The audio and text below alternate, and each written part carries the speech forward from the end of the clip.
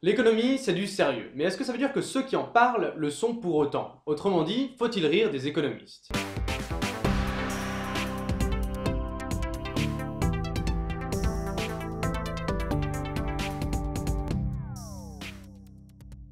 Jacques Attali nous dit qu'un économiste, c'est celui qui est toujours capable d'expliquer magistralement le lendemain pourquoi il s'est trompé la veille. Et entre deux plantages, il s'occupe en cherchant à comprendre, expliquer et prédire les phénomènes économiques.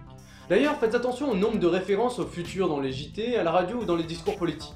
Et que ce soit au sujet du nombre de créations d'emplois attendues d'une mesure ou des prévisions de croissance pour la fin de l'année. Mais surtout, faites attention à la manière dont ces prévisions sont présentées, souvent comme des faits. Alors, parlons de ces prédictions puisqu'elles dominent la presse, les débats politiques et surtout font peur. Bon ici, pas de carte de tarot, de sacrifice humain ou de voyance par téléphone à 5,50 la minute. Non. Pour faire ces prédictions, un économiste va généralement regarder dans le passé et trouver les causes de telle ou telle conséquence. Une fois qu'il a bien compris ce qui se passe, il peut alors l'expliquer, si ça semble cohérent, et ben ça devient une théorie économique.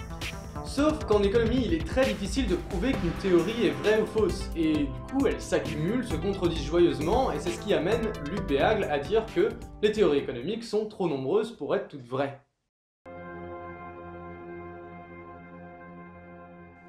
Un des problèmes qui revient souvent quand on écoute le discours d'un économiste sur un plateau télé, c'est les prédictions basées sur des chiffres incompréhensibles. Et que je t'envoie des calculs complexes et des courbes anxiogènes qui t'expliquent par A plus B à la racine de C au carré que la dernière décision du gouvernement va... 因此，我们若要繁荣经济，就必须要找回失落的中产阶级。换句话说，未来台北市政府一个非常重要的工作，这是一位医者悲天悯人的胸怀。 也是一位改革者，就是要帮这个城市当中的中产阶级去寻找新的机会。 Et encore, je vous passe la réaction des économistes du ministre qui vont présenter une courbe inverse et s'engager dans ce qui est communément appelé la guerre des chiffres. Bon, la guerre, c'est bien. Mais les chiffres, ils sortent d'où? Un principe important à comprendre, c'est qu'une prédiction économique demande que l'on simplifie le réel pour pouvoir le numériser. Ça veut dire transformer tout ce qui nous entoure et toutes nos actions et réactions en chiffres. Et s'il y a des choses relativement faciles à numériser, comme le nombre de 4L en France, le prix d'un M&M's bleu ou le nombre de Kevin dans le monde, il faut également chiffrer les comportements humains. Et comme les hommes ne sont pas des Sims avec des jauges, des comportements bien définis et une étrange tendance à mourir noyé après la disparition de la seule échelle de la piscine, eh bien la tâche est très compliquée, tellement compliquée que le cerveau humain est encore considéré comme un mystère scientifique. Mais comme les économistes sont des gens pleins de ressources, ils ont vite trouvé une combine pour faire des prédictions malgré cette difficulté, et ils vont supposer que tous les hommes agissent toujours de manière rationnelle. Après, si vous avez internet, vous avez sans doute déjà accumulé assez de preuves pour constater que la débilité et l'irrationalité sont des caractéristiques humaines qui survivent assez bien à l'évolution, voire trop bien, mais passons. Cet homme prévisible et bien arrangeant a un petit nom, l'Homo economicus, et il est présent dans toutes les prévisions économiques, à l'exception des exceptions, comme d'habitude. Le problème, c'est qu'un calcul, que ce soit pour une prédiction hardcore ou un test de maths niveau collège, s'il y a une erreur à la con ou une approximation au tout début, c'est tout le test qui devient bancal. Et c'est comme ça qu'on tombe dans le gigot, autrement dit, garbage in, garbage out.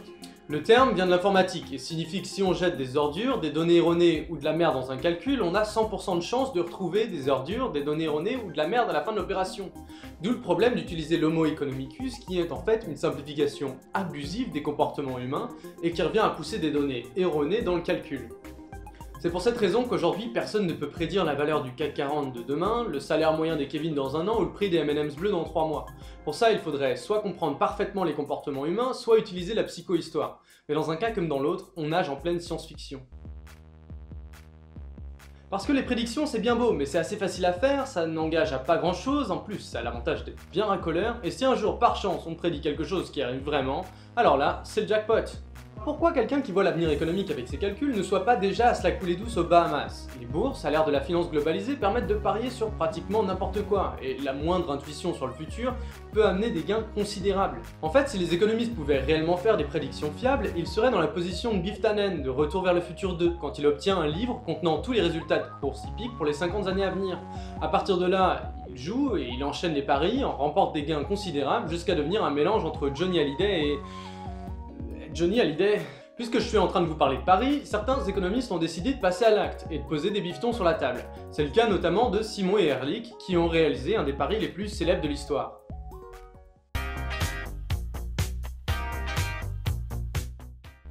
Ehrlich, c'est un scientifique écologiste qui pense que le prix des matières premières va augmenter parce qu'elles se raréfient, notamment à cause de l'accroissement de la population. L'équation est assez simple. Plus il y a d'humains, plus il faut de trucs pour répondre aux besoins des humains, et moins il va rester de trucs disponibles sur Terre. Après, vous remplacez trucs par pétrole, eau, forêt, terres cultivables ou matières premières, peu importe. Et en face, on a Simon, un économiste copernicien avec un putain de sourire dérangeant, pour qui le prix des matières premières devrait diminuer malgré l'accroissement de la population et de la demande, parce que les entreprises vont innover et trouver de nouvelles solutions pour produire plus de ressources ou en utiliser d'autres à la place de celles devenues trop chères. On est donc en face de deux visions du monde bien distinctes, et Simon proposa le pari après la publication du livre d'Ehrlich, The Population Bomb. Ils se mirent d'accord pour parier sur le prix de 5 métaux, le cuivre, le chrome, le nickel, l'étain et le tungstène, qui sont des matières non renouvelables et utiles dans pas mal d'industries à l'époque et encore aujourd'hui. L'idée étant que si dans les 10 ans les prix des métaux augmentaient, Ehrlich remportait le pari conformément à sa théorie, et s'il baissait, c'était Simon.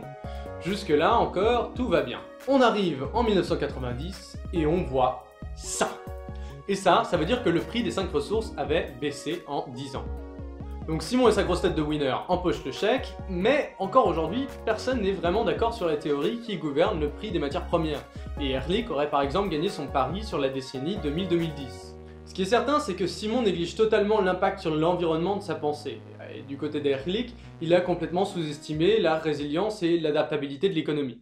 Si cette histoire vous inspire et que vous êtes fatigué de parier sur le nombre de petits beurres que vous pouvez avaler en une minute, sachez que vous pouvez aussi faire des paris sur 10, 20 ou 100 ans sur un site qui s'appelle longbet.org.